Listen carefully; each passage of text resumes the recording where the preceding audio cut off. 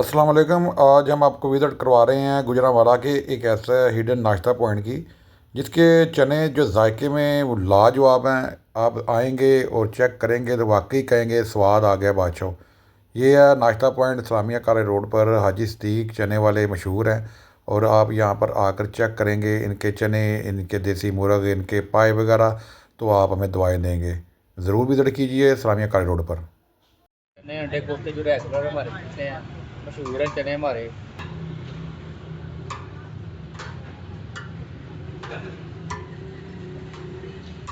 ये चनों की प्लेट अंडा कोफ्ता।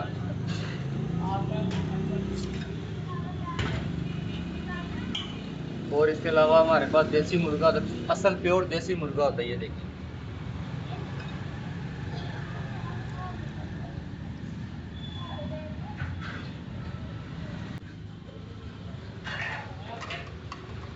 और ये हमारे पास छोटे पाए होते हैं। ठीक है,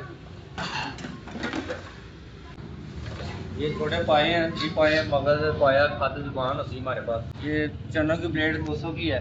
अंडा कोफ्ता डाल के 20 रुपये की बन जाती है। और ये देसी मुर्गा हमारा 500 रुपये की प्लेट है।